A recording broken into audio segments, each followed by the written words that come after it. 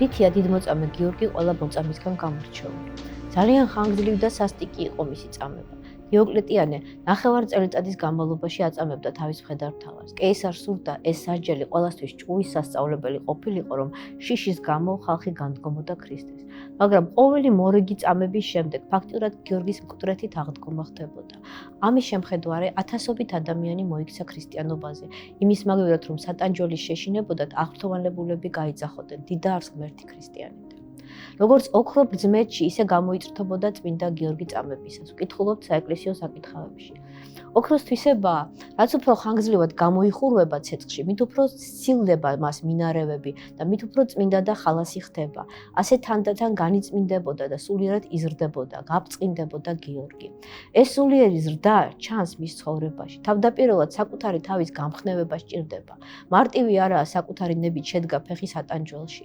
ქრისტეს მხედარით შეუძახებს თავის თავს. გიორგი, რაც გახარ უქმად, აჰა, ქრისტე თავისთან უხმობს ყველას. სამოთხის კარი გაღებულია, იჩქარე და შედი კარის დახურვამდე. ნუ აირჩევ გიორგი ამაო ცხოვრებას, რომელიც ჭრდილივით გაქრება, დროებით სატანჯველი დაითმინე და ათაიხარო საუკუნოდ. აი ამ სიტყვებით განიმტკიცებდა გულს წმინდა მხედარი. ტანჯუშის გამზადებულმა მთელი თავისი ქონება გლახაკებს დაურიგა, მონები გაათავისუფლა, მოწყალების მადრით აღიჭურვა და თამამად წარდგა იმპერატორის წინაშე.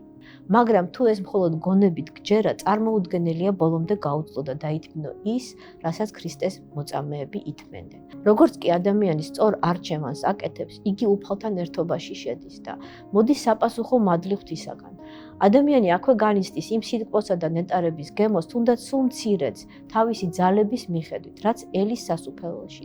უფალია წყარო და დასაბამი სიხარულის, სიტყვოების და ნეტარების, რაც უფრო ახლოა ადამიანი უფალთან, მით უფრო მეტად განიცდის ამ მადლს და რაც უფრო შორდება, მით უფრო მატულობს სიმძიმე, შიში, შფოთი, მწუხარება, სასოწარკვე.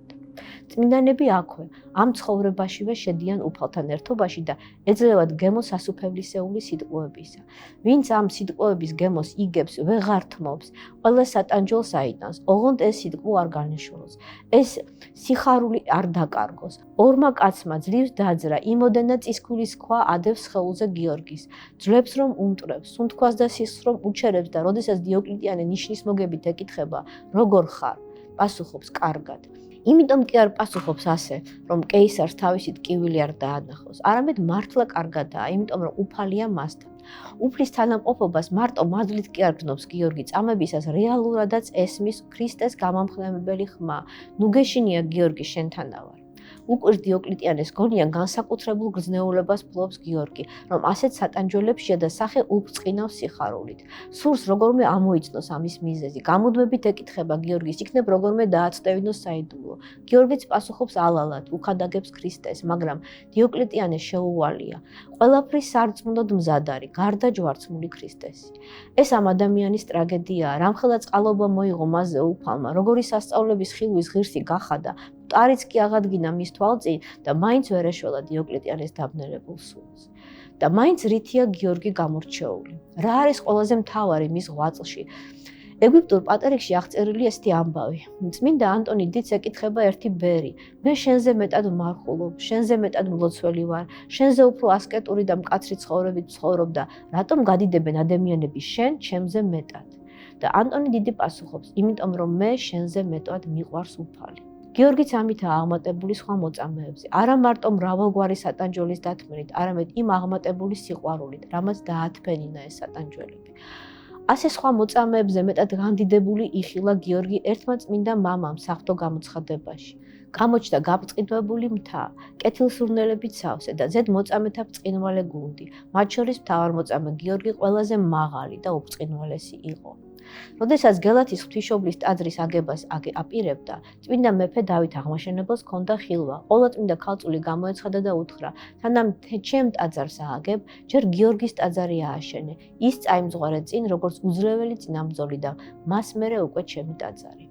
გიორგი განსაცდელთა გამკვეთი და გზის გამკვალავია ბრძოლებში. მისი წინამძღოლობით გამორჩეული სწრაფშემწეობით შეიძლება ჩვენც ვისარგებლოთ და განსაცდელის ჟამს ჯერ მას ვთხოვოთ შეწევნა და მერე უკვე სხვა წმინდანებს. მისი წინაბრძოლობა ყოველთვის მაგალითი და ნუგეში იყო ქართველთათვის, რომელთათვისაც ბრძოლებში მეწინავეობა განსაკუთრებით მნიშვნელოვანი იყო. როგორი სიხარულით მოგვითხრობს მემატიანე დიდგორის ომის ამბებს, სადაც წმინდა მოწამე გიორგი განცხადებულად, ყოველთა სახილველად წინაუძღოდა დავითის მხედრობას და მკლავითა თვისიდა მოსვრიდა წინააღმდეგთა უსჯულოთა. ამ სასწაულს ქართველებთან ერთად მტერიც ხედავდა და ქართველთა ლაშქარში მებრძოლი ჯვაროსნების. წმინდა გიორგის მიმართ გამორჩეული სიყვარული საქართველოში წმინდა ნინოს დროიდანვე შეიმჩნევა და ეს უთუოდ თავად ნინოს დანერგილია.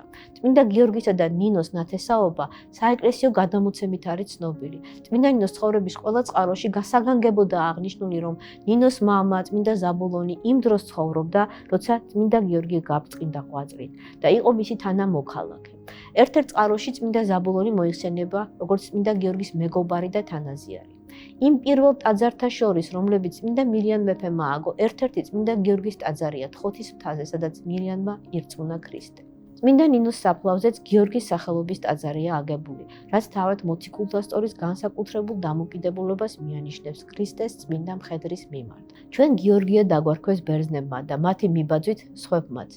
რა თქმა უნდა, ეს სახელი უფრო ადრე გვიწოდეს, ვიდრე წმინდა გიორგი გაჩნდებოდა ამ ქვეყნად და ქრისტეს განკაცებაზე უფრო ბევრად ადრეც, მაგრამ ალბათ მაინც არის ამაში ღვთის განგება. ალბათ წინასწარ იყო განჭვრეტილი, რომ ჩვენ ასე შევიყვარებდით გიორგის. გიორგი ბერძნულად მიწის მუშაკს ნიშნავს. ჩვენი ქვეყანა პურისა და ღვინის სამშობლოა. 1000 წლეულები გამოვიარეთ მიწის მუშაკობით და წმინდა გიორგის შეწევით ცველნი ვიყავით იმ მიწისა, რომელიც ღვთისგან გვეპოცა.